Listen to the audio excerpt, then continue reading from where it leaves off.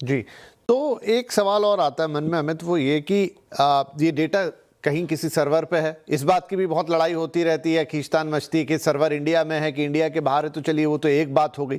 दूसरी बात, जिस तरीके से डिजिटल हैकिंग या तमाम चीज़ें होती रहती हैं, दुनिया का कोई सर्वर ये तो दावा कर ही नहीं सकता कि वो पूरी तरह से सुरक्षित है।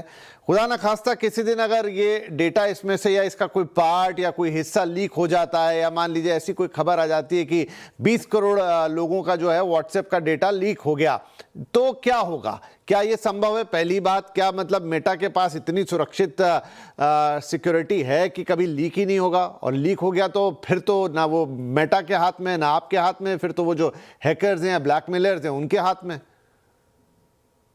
डेटा तो सर लीक होता है, मेटा का भी हुआ है, गूगल का भी हुआ है, ट्विटर तो 4 बार हैक हुआ है और सारे जो भी प्रोमिनेंट प्लेयर हैं सारे बार-बार हैक हुए। इसी वजह से इनका बहुत सारा डेटा ऑलरेडी बाहर है।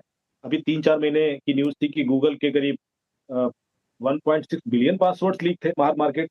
दुनिया में टोटल लोग ही 8 बिलियन है, उसमें से 4 बिलियन इंटरनेट यूज़ करते हैं।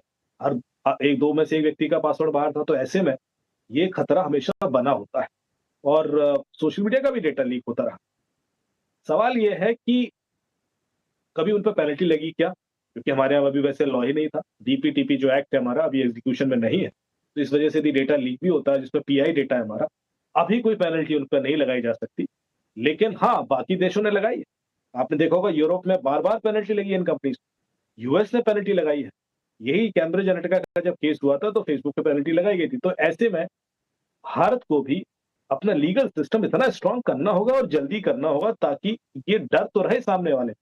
अभी क्या है, अब मैं आपको एक और इंटरेस्टिंग केस बताता हूँ कि जो एलेक्सा है, जो आपको सुनता है और एलेक्सा से कई सारे मर्डर केसेस सॉल्व हुए यूएस में। अभी 2019 में जब पहला ऐसा मामला आया, फ्लोरिडा में एक लेडी की डेथ हुई, उसके घर में एलेक्सा और कोई एविडेंस नहीं मिल रहा था, तो एफबीआई ने पुलिस ने चेक किया कि भाई कोई ऐसी डिवाइस जिसने डेटा कलेक्ट किया हो, तो एलेक्सा पे नज़र गई। उन्होंने अमेज़न को लिखा कि हमें इसके आस-पास कौन-कौन लोग थे जिनकी आवाज़ें इसने सुनी हो, वो दे दीजिए। अमेज़न ने लिखा कि हम रिकॉर्ड ही नहीं करते, हम तो सिर्फ कमांड लेते हैं और एग्जीक्यूट करते हैं। तो इन्होंने उसके पेटेंट डॉक्यूमेंट स्टडी किए और उसमें पाया गया कि ये रिकॉर्ड करते हैं, सराउंडिंग साउंड रिकॉर्ड करते हैं और हर 10 सेकंड की साउंड बफर करते हैं। उस पेटेंट डॉक्यूमेंट के बेस पर कैलिफोर्निया कोर्ट से एक ऑर्डर लिया गया और अमेज़न ने फिर वो रिकॉर्डिंग्स शेयर की और उसके बेस पर वो केस सॉल्व हुआ।